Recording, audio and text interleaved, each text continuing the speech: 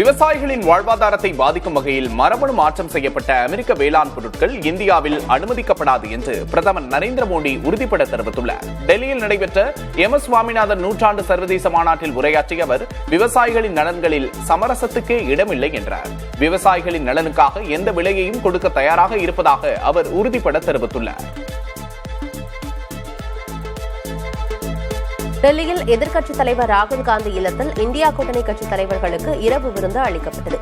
இந்த விருதுக்கு முன்னதாக பீகாரில் நடைபெறும் வாக்காளர் பட்டியல் சிறப்பு திருத்தப் பணிகள் தொடர்பாக கூட்டணி கட்சித் தலைவர்கள் ஆலோசனை மேற்கொண்டனர். தேர்தலில் முறைகேடுகள் நடப்பதாக குற்றம் சாட்டி வரும் ராகுல் காந்தி தேர்தல் ஆணையத்திற்கு எதிரான குற்றச்சாட்டுகள் தொடர்பாக கூட்டணி கட்சியினருக்கு விளக்கியதோடு அது தொடர்பான ஆதாரங்களை சமர்ப்பித்ததாகவும் கூறப்படுகிறது. காங்கிரசின் வாக்கு திருட்டு என்ற பரப்புரையின் பின்னணியில் தேர்தல் ஆணையத்தின் மீது ராகுல் காந்தி எழுப்பிய குற்றச்சாட்டுகள் தவறானதும் ஆதாரம் இல்லாததும் என்று கூறி தேர்தல் ஆணையம் கண்டனம் தெரிவித்துள்ளது. இதன் தொடர்ச்சியாக ராகுல் காந்திக்கு நோட்டீஸ் அனுப்பப்பட்டுள்ளது. அதில் வாக்கு மோசடி குறித்த குற்றச்சாட்டுகளை ஆதாரமாக முன்வைக்க விரும்பினால் தேர்தல் விதி 20 கீழ் சத்தியப்பிரமாண ஆவணமாக அளிக்க வேண்டும் என்று தெரிவிக்கப்பட்டுள்ளது.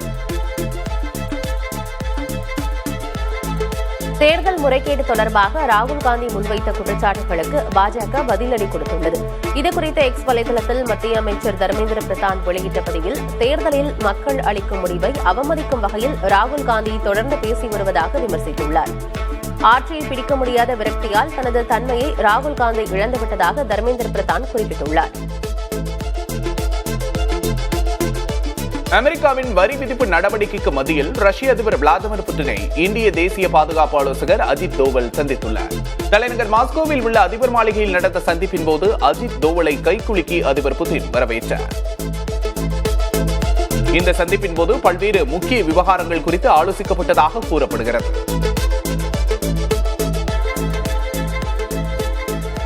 ரஷ்ய அதிபர் விளாடிமிர் புட்டின் இந்த மாத இறுதியில் இந்தியா வருவதாக தகவல் வெளியாகியுள்ளது. ரஷ்யாவில் சுற்றுப்பயணம் மேற்கொண்டுள்ள இந்தியாவின் பாதுகாப்பு ஆலோசகர் அஜித் தோவல் அந்நாட்டின் ஊடகம் ஒன்றுக்கு அளித்த பேட்டியில் இரு நாடுகளுக்கிடையே நல்லுறவு நீடிப்பதாக கூறியுள்ளார். இந்த நல்லுறவுகளுக்கு இரு நாடுகளுமே பரஸ்பரம் மதிப்பளிக்கின்றன என்றும் அவர் குறிப்பிட்டுள்ளார். அமெரிக்க அதிபரின் வரி விதிப்பு நடவடிக்கைக்கு மத்தியில் பிரதமர் நரேந்திர மோடியை பிரேசில் அதிபர் தொலைபேசியில் அழைத்து பேசியுள்ளார். இந்த உரையாடலின் போது இருதரப்பு உறவுகளை மேலும் வலுப்படுத்துவது குறித்து இரு நாட்டு தலைவர்களும் ஆலோசித்தனர். வர்த்தகம், தொழில்நுட்பம், எரிசக்தி, பாதுகாப்பு, வேளாண், சுகாதாரம் உள்ளிட்ட துறைகளில் ஒத்துழைப்பு நல்க இருவரும் சம்மதம் தெரிவித்ததாக பிரதமர் அலுவலகம் வெளியிட்ட அறிக்கையில் தெரிவிக்கப்பட்டுள்ளது. இலங்கை சிறையில் உள்ள மீனவர்கள் மற்றும் அவர்களது படகுகளை மீட்க நடவடிக்கை எடுக்க வேண்டும் என வெளியுறவுத்துறை அமைச்சர் ஜெய்சங்கருக்கு முதலமைச்சர் மு க ஸ்டாலின் கடிதம் எழுதியுள்ளார். முதல்வர் ஸ்டாலின் எழுதியுள்ள கடிதத்தில் ராமநாதபுரத்தைச் சேர்ந்த மீனவர்கள் 14 பேர் 6ஆம் தேதி இலங்கை கடற்படையால் கைது செய்யப்பட்ட சம்பவத்தை சுட்டிக்காட்டியுள்ளார். இந்நிலையில் தமிழக மீனவர்கள் கைது செய்யப்படுவதை தடுக்க கச்சத்தீவை திரும்பப் பெறுவதே நிரந்தர தீர்வு என நாம் தமிழர் கட்சியின் தலைமை ஒருங்கிணைப்பாளர் சீமான் வலியுறுத்தியுள்ளார்.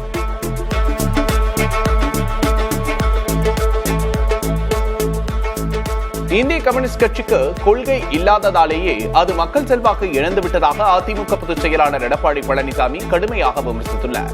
விருதுநகர் மாவட்டம் ராஜபாளையத்தில் பேசிய அவர் 50 மாத காலத்தில் ஒருமுறையாவது திமுகவை எதிர்த்து கம்யூனிஸ்ட் கட்சி அறிக்கை விடுத்ததா என வினவினார். அன்புமணி நடத்தவுள்ள பாமக பொதுக்குழுவுக்கு தடை விதிக்க கோரிய மனுவை இன்று விசாரிப்பதாக உயர்நீதிமன்ற நீதிபதி ஆனந்த் வெங்கடேஷ் தெரிவித்துள்ளார். ராமதாஸ் ஆதரவு மாநில பொதுச் செயலாளர் முரளி சங்கர் தாக்கல் செய்திருந்த மனுவில் கட்சியின் பொதுக்குழு கூட்டம் வரும் 9ஆம் தேதி மாமல்லபுரத்தில் நடப்பதாக அறிவிக்கப்பட்டிருப்பது குழப்பத்தை ஏற்படுத்துவதாக கூறியிருந்தார். இதுபோன்ற கூட்டங்களை நடத்த கட்சி நிறுவனர் ராமதாசுக்கே அதிகாரம் உள்ளதாக குறிப்பிட்டிருந்தார். துரை வைகோ பாஜகவின் ஸ்லீப்பர் செல்லாக செயல்படுகிறார் என்ற மல்லை சத்யாவின் குற்றச்சாட்டை அக்கட்சியின் பொதுச் செயலாளர் வைகோ மறுத்துள்ளார். முன்னாள் முதல்வர் கருணாநிதியின் நினைவு நாளையொட்டி மதிமுக சார்பில் அமைதி ஊர்வலம் நடைபெற்றது. அப்போது பேட்டியளித்த வைகோ மதிமுக நிர்வாகிகள் வாக்கெடுப்பின் மூலமே துரை வைகோ கட்சி பதவிக்கு வந்ததாக குறிப்பிட்டார்.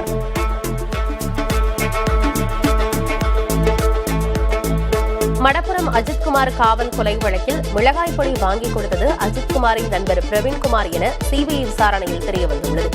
காவல்துறையினர் கூறியதற்கிணங்க மடப்புரம் கோவிலின் கார் பார்க்கிங் அருகே உள்ள ஒரு மளிகை கடையில் அஜித்குமாரின் நண்பர் பிரவீன்குமார் மிளகாய் பொடியை வாங்கிக் கொடுத்தது தெரியவந்துள்ளது.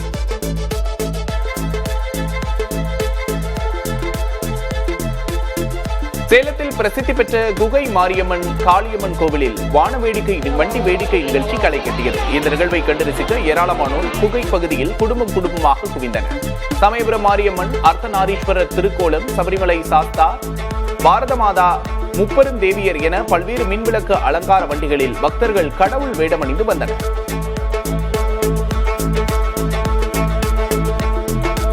சென்னையை அடுத்த அம்பத்தூரில் வீட்டில் சிலிண்டர் வெடித்து சிதறி விபத்துக்குள்ளான பதற வைக்கும் சிசிடிவி காட்சிகள் வெளியாகியுள்ளன.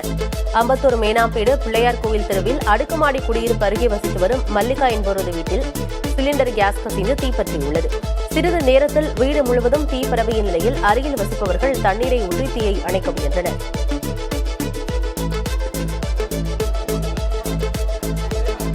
சேலம் மாவட்டம் ஆத்தூரில் நகைக்கடை உரிமையாளர்கள் மீது ஆசிட் வீசி துணிகர கொள்ளையில் ஈடுபட முயன்ற இருவர் பிடிபட்டனர். அவர்களிடமிருந்த துப்பாக்கியும் பறிமுதல் செய்யப்பட்டது. ஆத்தூர் கடைவீதி பகுதியில் நகைக்கடை வைத்திருப்பவர் வைத்தீஸ்வரன். இவரது கடைக்கு இரவு நேரத்தில் 2 பேர் நகை வாங்குவது போல வந்துள்ளனர். நகைகளை மேசையில் வைத்து காண்பித்துக் கொண்டிருந்த போது அப்போது ஒருவர் திடீரென கையில் வைத்திருந்த பாட்டிலில் இருந்த ஆசிடை மூவரின் மீதும் ஊற்றிவிட்டு நகைகளை கொள்ளையடிக்க முயன்றனர். நெல்லையில் ஐடி ஊழியர் கவின் கொலை வழக்கில் கைது செய்யப்பட்டுள்ள சுர்ஜித்தும் அவரது தந்தையும் பலத்த பாதுகாப்போடு நெல்லை மாவட்ட வன்கொடுமை தடுப்பு சிறப்பு நீதிமன்றத்தில் ஆஜர்படுத்தப்பட்டனர். விசாரணை ஆகஸ்ட் 11ஆம் தேதிக்கு ஒத்திவைக்கப்பட்டதால் இருவரும் மீண்டும் பாளையங்கோட்டை சிறையில் அடைக்கப்பட்டனர். கள்ளக்குறிச்சி மாவட்டம் சின்னசேலம் தேசிய நெடுஞ்சாலையில் முன்னால் சென்ற இருசக்கர வாகனம் மீது சரக்கு வாகனம் மோதிய விபத்தில் 3 இளைஞர்கள் சம்பவ இடத்திலேயே உயிரிழந்தனர். நாகக்குப்பம் கிராமத்தைச் சேர்ந்த தினேஷ், வெங்கடேசன், சிவசக்தி ஆகிய 3 பேரும் ஒரே இருசக்கர வாகனத்தில் சென்றபோது இந்த விபத்து நேர்ந்தது.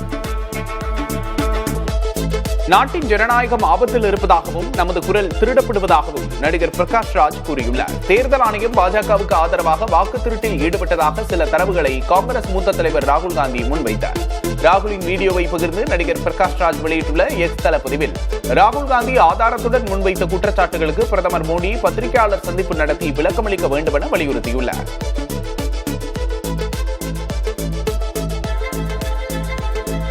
பிரதமர் மோடியை சந்தித்த மாநிலங்களவை உறுப்பினர் கமல்ஹாசன் கீழடி தொடர்பான கோரிக்கையை முன்வைத்ததாக தெரிவித்துள்ளார். இது தொடர்பாக தனது எக்ஸ் பக்கத்தில் பதிவிட்டுள்ள கமல்ஹாசன் பிரதமர் மோடியை மரியாதை நிமித்தமாக சந்தித்ததாக கூறியுள்ளார். ஒரு கலைஞனாகவும் தமிழ்நாட்டின் பிரதிநிதியாகவும் சில கோரிக்கைகளை பிரதமரிடம் தெரிவித்ததாகவும் அவற்றில் தலையாயது கீழடி எனவும் குறிப்பிட்டுள்ளார். உத்தராகண்ட் மாநிலம் சமோலி மாவட்டத்தில் உள்ள ஜோஷிமத் அருகே மலைச்சரிவு ஏற்பட்டதால் பத்ரிநாத் நெடுஞ்சாலை மூடப்பட்டது. பாதையில் பாறைகள் மற்றும் மண் விழுந்ததன் காரணமாக வாகனங்கள் செல்ல முடியாத நிலை ஏற்பட்டுள்ளது. இது பத்ரிநாத் யாத்திரை செல்லும் பக்தர்களுக்கும் சுற்றுலா பயணிகளுக்கும் கடும் பாதிப்பை ஏற்படுத்தியுள்ளது.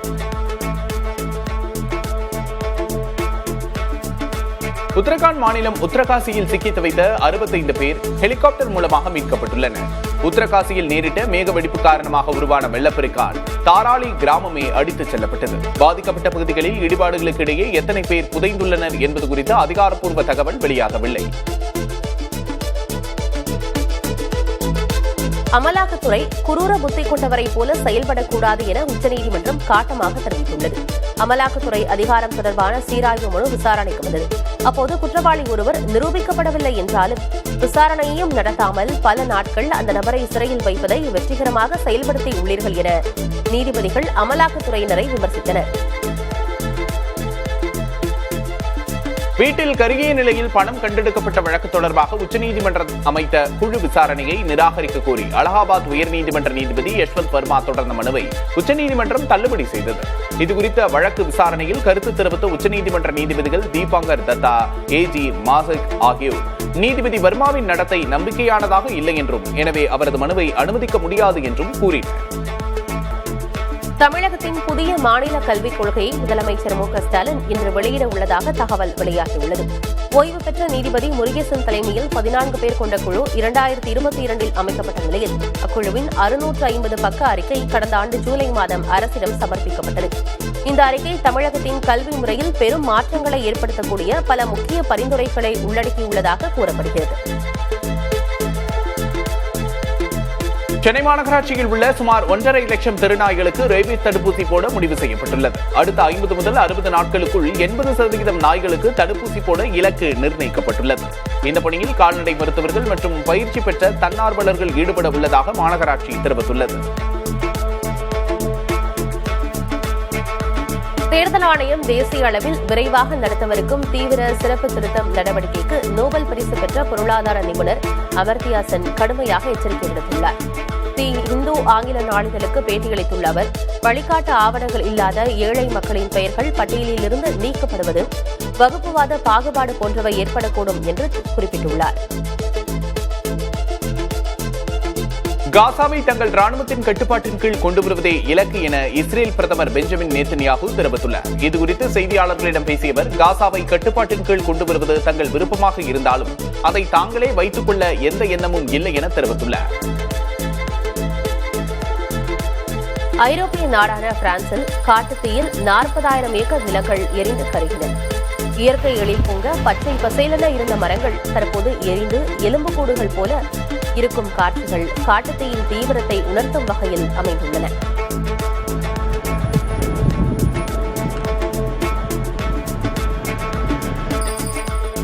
ஆப்பிரிக்க நாடான கென்யாவில் சிறிய வகை விமானம் ஒன்று விபத்துக்குள்ளானதில் 6 பேர் உயிரிழந்தனர். மருத்துவ ஆம்புலன்ஸாக இயக்கப்பட்டு வந்த செஸ்னா என்ற விமானம் ஹார்கீசா என்ற பகுதியில் பொதுமக்கள் நடமாட்டம் உள்ள இடத்தில் விழுந்து விபத்துக்குள்ளாகி இருக்கிறது. இதில் விமானத்தில் இருந்த 4 பேர் உட்பட 6 பேர் உயிரிழந்ததாக கூறப்படுகிறது.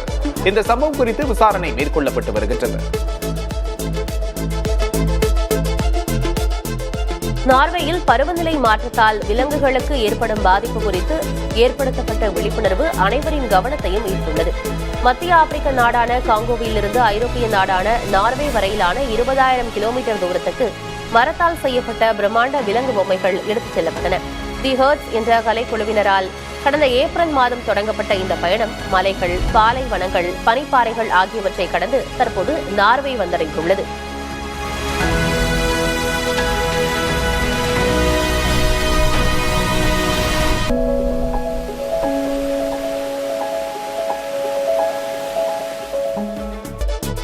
பயனர்களுக்கிடையே சமூக தொடர்புகளை மேம்படுத்தும் நோக்கில் repost, interactive map, friends tab ஆகிய 3 புதிய அம்சங்களை இன்ஸ்டாகிராம் அறிமுகப்படுத்தியுள்ளது. ரீபோஸ்ட் அம்சம் மூலம் பிடித்த போஸ்டுகளை நேரடியாக நண்பர்களுடன் பகிர முடியும். நண்பர்களின் இருப்பிடங்களையும் அவர்கள் போஸ்ட் செய்த இடங்களையும் இன்டராக்டிவ் மேப் அம்சம் மூலம் கண்டறிய உதவும். ஃப்ரெண்ட்ஸ் டேப் மூலம் நண்பர்கள் விரும்பிய ரீல்ஸ்களை எளிதாக கண்டறியலாம் என தெரிவிக்கப்பட்டுள்ளது.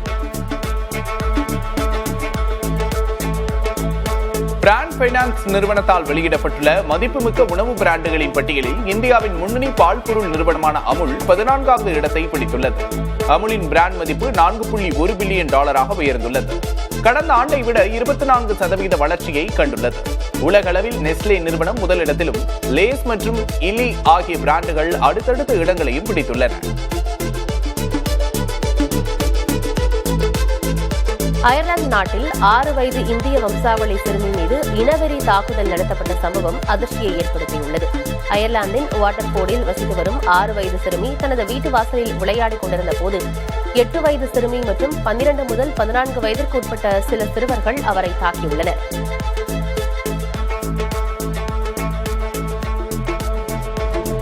துருக்கி நாட்டின் வடக்கு மாகாணமான காராபுக் பகுதியில் காட்டுத்தீ கட்டுக்கடங்காமல் பரவி வருகிறது. கடந்த 7 நாட்களாக பற்றி எரிந்து வரும் தீயை கட்டுப்படுத்த 12 ஹெலிகாப்டர்களை கொண்டு வீரர்கள் போராடி வருகின்றனர்.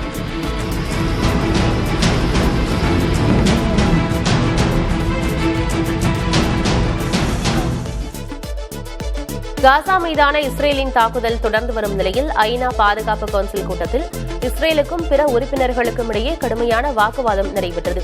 இதனிடையே காசா மீது இஸ்ரேல் நடத்திய தாக்குதலில் உணவு வாங்க வரிசையில் காத்திருந்த 36 பேர் உயிரிழந்தனர். காசா மீதான இஸ்ரேலின் தொடர் தாக்குதலில் இதுவரை 60,336 பாலஸ்தீனியர்கள் உயிரிழந்தனர்.